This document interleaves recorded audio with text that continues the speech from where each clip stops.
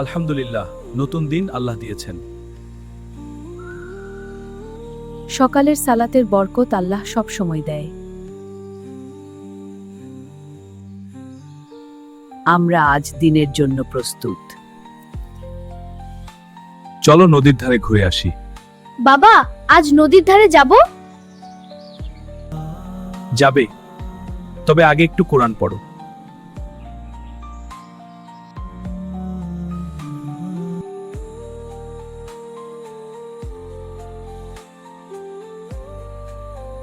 বাচ্চারা সব সময় সত্য কথা বলবে।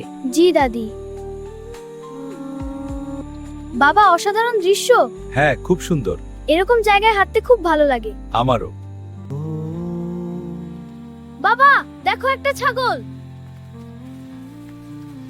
বাবা, এটা কি আমাদের? না, নিশ্চয়ই কারো হারিয়ে গেছে।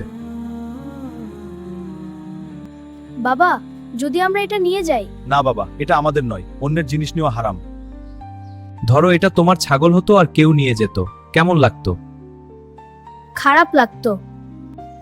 চলো মালিককে খুঁজে বের করি। আমরা কি মালিককে খুঁজে পাবো? হ্যাঁ, খুঁজে পাবো, চলো। ছাগলের মালিক কি করছে? ছাগলের মালিকের জন্য কষ্ট হচ্ছে।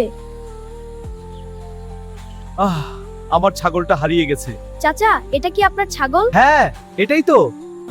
আলহামদুলিল্লাহ, আমার ছাগলটা ফিরে পেলাম।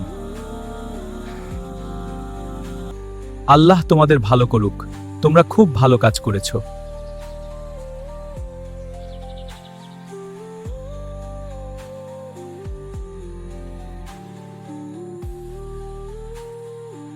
বাবা, আজ আমি অনেক কিছু শিখলাম। সৎ কাজ করলে আল্লাহ খুশি হন।